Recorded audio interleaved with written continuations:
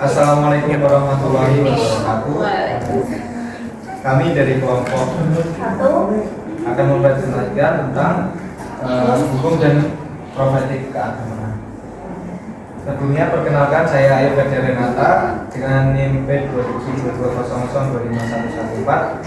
Saya Naila Maiswari dengan NIM P2722002513. Saya Najwa Zara dengan NIM P2722002513.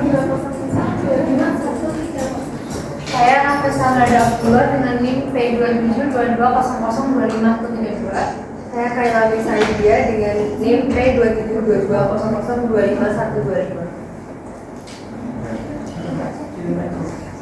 Baik, untuk materi pembelajaran dari kami di sini ada yang pertama pengertian taat hukum, yang kedua kesadaran taat hukum dalam agama, yang ketiga faktor-faktor yang mempengaruhi taat hukum, dan yang keempat manfaat taat hukum dalam agama dan profesi agama, dan yang terakhir profesi agama.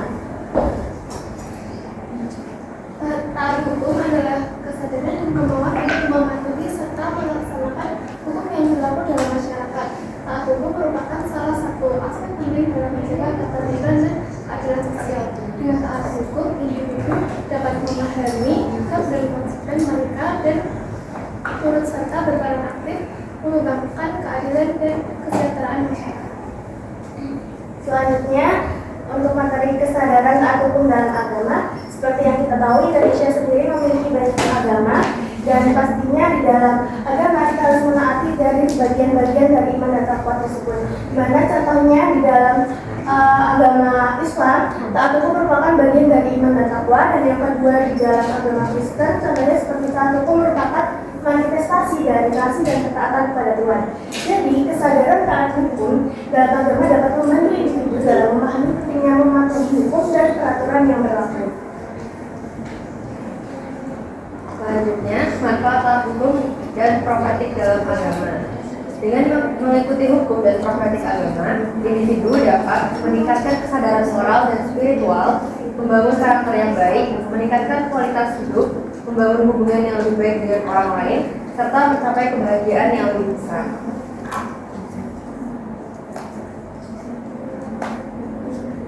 Selanjutnya, untuk materi profetik dalam keagamaan. Profetik sendiri dalam keagamaan berarti bersifat kenabian, di mana hal tersebut merupakan ajaran atau nilai yang meneladani peran dari para nabi, seperti membawa kebenaran, menyeru pada kebaikan, menolak kebatilan, serta membimbing umat menuju kehidupan yang lebih bermakna, adil, dan penuh kasih sayang sesuai tuntutan Tuhan.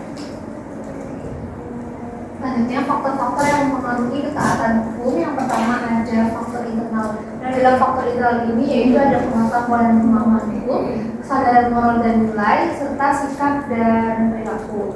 Kesadaran moral dan perilaku ini, individu yang memiliki kesadaran moral yang tinggi mampu membedakan baik dan buruk. Selanjutnya ada faktor eksternal. Yang pertama lingkungan sosial dan budaya. Yang kedua peran penegak hukum dan sanksi. Yang ketiga faktor sarana dan fasilitas. Untuk peran penegak hukum dan sanksi sendiri, ketakutan akan ancaman hukum dan sanksi yang tegas menjadi faktor kuat untuk mematuhi hukum demi menghindari konsekuensi negatif. Faktor sarana dan fasilitas, ketersediaan sarana dan fasilitas hukum yang baik, termasuk penegakan hukum yang efektif dan efisien.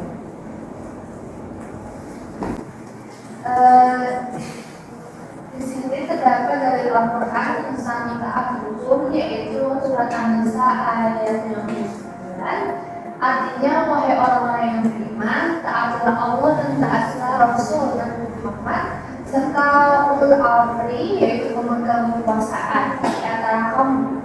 Jika kamu berbeda pendapat tentang sesuatu, kembalikanlah kepada Allah, Al-Quran dan Rasul sunnahnya. Jika kamu beriman kepada Allah dan hari akhir, yang demikian itu lebih baik bagimu dan lebih bagus akibatnya di dunia dan di akhirat.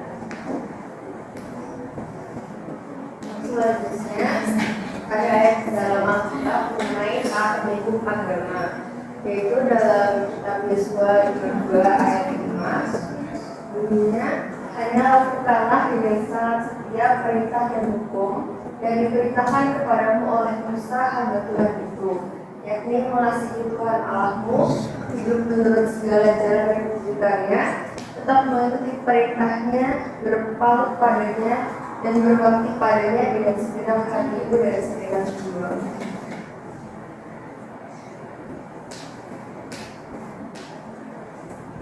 Sekian presentasi dari kelompok kami. Kurang lebihnya mohon maaf. Wassalamualaikum warahmatullahi wabarakatuh.